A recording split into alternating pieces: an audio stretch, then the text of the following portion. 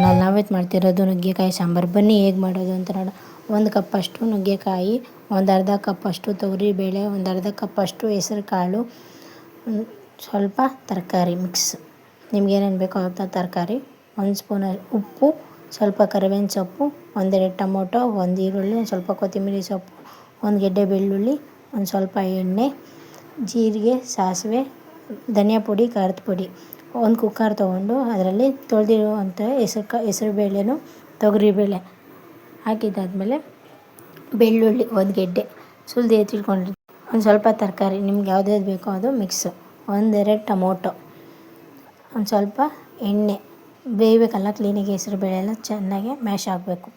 ಆಮೇಲೆ ಒಂದು ಅರ್ಧ ಸ್ಪೂನಷ್ಟು ಉಪ್ಪು ಹಾಕ್ಬಿಟ್ಟು 1-2 ಲೋಟ ನೀರು ಹಾಕಿ ಕುಕ್ಕರ್ ಲಿಡ್ ಕ್ಲೋಸ್ ಮಾಡಿ 1-2 ವಿಸಿಲ್ ಬರೋವರೆಗೂ ಕಾಯಬೇಕು. ಕ್ಲೋಸ್ ಇದಾದಮೇಲೆ ಈ ಕಡೆ ಒಂದು ಕಡಾಯಿ ತೊಗೊಂಡು ಅದರಲ್ಲಿ 1-2 ಟೇಬಲ್ ಸ್ಪೂನಷ್ಟು ಎಣ್ಣೆ, 2 ಟೇಬಲ್ ಸ್ಪೂನಷ್ಟು ಜೀರಿಗೆ, ಸಾಸಿವೆ, ಕರಿಬೇವಿನ ಸೊಪ್ಪು ಹಾಕ್ಕೊಂಡು 1 5 ನಿಮಿಷ ಚೆನ್ನಾಗಿ ಫ್ರೈ ಮಾಡ್ಕೊಬೇಕು.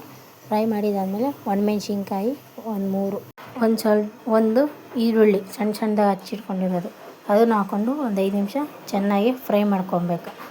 ಗೋಲ್ಡನ್ ಕಲರ್ ಆಗೋವರೆಗೂ 1 5 ನಿಮಿಷ ಫ್ರೈ ಮಾಡ್ಕೊಂಡಿದ್ದಾದ್ಮೇಲೆ ಆಮೇಲೆ ಒಂದು ಸ್ವಲ್ಪ ನುಗ್ಗೆಕಾಯಿ ನಾವು ಹಚ್ಚಿಟ್ಕೊಂಡಿರ್ತೀವಲ್ವ ಅದನ್ನು ಹಾಕ್ಕೊಂಡು 1 5 ನಿಮಿಷ ಚೆನ್ನಾಗಿ ಫ್ರೈ ಮಾಡ್ಕೊಬೇಕು. 1 ಸ್ಪೂನಷ್ಟು ಧನಿಯಾ ಪುಡಿ, 1 ಸ್ಪೂನಷ್ಟು ಖಾರದ ಪುಡಿ, ಒಂದು ಸ್ವಲ್ಪ ಅರಿಶಿನ ಹಾಕಿ 1 5 ನಿಮಿಷ ಚೆನ್ನಾಗಿ ಫ್ರೈ ಮಾಡ್ಕೊಬೇಕು. ಫ್ರೈ ಮಾಡಿದ್ದಾದಮೇಲೆ ನಾವು 1-2 ವಿಸಿಲ್ ಕೂಗಿಸಿ ಎತ್ಕೊಂಡಿದ್ದ ತಣ್ಣಗಾದಮೇಲೆ ಕುಕ್ಕರ್ ಲಿಡ್ ಓಪನ್ ಮಾಡಿ ಮಿಕ್ಸ್ ಮಾಡ್ಕೊಬೇಕು. ಒಂದು ಸೌಟ್ ತೊಗೊಂಡು ಮಿಕ್ಸ್ ಮಾಡಿದ್ದಾದಮೇಲೆ ಈ ಕಡೆ ಗ್ಯಾಸ್ ಹಂಚ್ಬಿಟ್ಟು ಒಂದು ಕಡೆ ಸಿಮ್ಮಲ್ಲಿ ಕುದಿಸ್ಕೊಬೇಕು. ಸಿಮ್ಮಲ್ಲಿ ಇಕ್ಬಿಟ್ಟು ನಾವಿವಾಗ ಫ್ರೈ ಮಾಡಿ ಎತ್ತಿಟ್ಕೊಂಡಿರ್ತೀವಲ್ವ ನುಗ್ಗೆಕಾಯಿ ಅದನ್ನೆಲ್ಲ ಹಾಕ್ಕೊಂಡು ಮಿಕ್ಸ್ ಮಾಡ್ಕೊಬೇಕು.